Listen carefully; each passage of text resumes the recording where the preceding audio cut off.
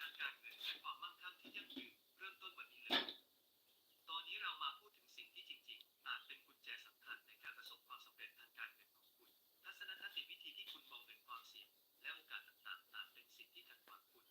จากการก้าวไปข้างหน้าทัศนคติที่คุณมีในตอนนี้จะตัดสินว่าคุณจะเป็นหนึ่งในคนที่ใช้ชีวิตตามที่ฝันไว้หรือคุณจะยังคงติดอยู่ในวงจรของการเอาตัวรอดและความขาดแคลนฉันได้พบกับนักธุรกิจและนักลงทุนที่ประสบความสำเร็จมากมายและสิ่งที่พวกเขามีเหมือนกันคือพวกเขาไม่กลัวที่จะเสี่ยงเมื่อฉันเริ่มต้นทัศนคติที่มุ่งเน้นที่ความขาดแคลนฝังลึกในตัวฉันมากฉันเช่นคือว่ามีข้อจำกัดในโลกนี้และมีโอกาสและความค่อนข้างที่จะพ้นแต่เมื่อเวลาผ่านไปฉันเรียนรู้ว่านั้น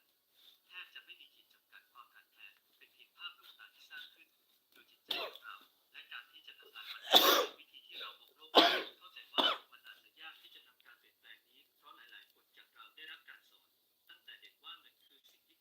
ต้องทำงานหนักเพื่อให้ได้มาไม่ใช่การทำงานหนักสำคัญแต่สิ่งที่ฉันเรียนรู้ในระยะเวลาคือว่าเงินไม่ใช่สิ่งที่คุณได้รับแต่มันคือสิ่งที่คุณทำได้กับมันและการเปลี่ยน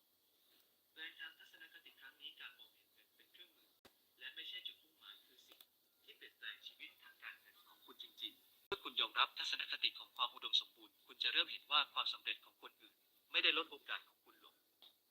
ตรงกันข้ามความอุดมสมบูรณ์เป็นจิตวิทยาที่กระตุ้นให้คุณช่วยให้ผู้อื่นเติบโตเพราะคุณรู้ว่ามีพื้นที่สำหรับทุกคนที่จะเจริญเติบโตและยิ่งคุณแบ่งปันมากเท่าไหร่คุณก็จะดึงดูดมากขึ้นมาให้ตัวเองผู้ที่ประสบความสำเร็จรู้ดีว่าความมั่งคั่งที่แท้จริงไม่ใช่แค่การทำเงินแต่ยังมาจากการสร้างความสัมพันธ์ที่แข็งแกร่งออกการสอนผู้อื่นและการพร้อมที่จะช่วยให้ผู้คนรอบข้างคุณเติบโตด้วยนี่คือสิ่ง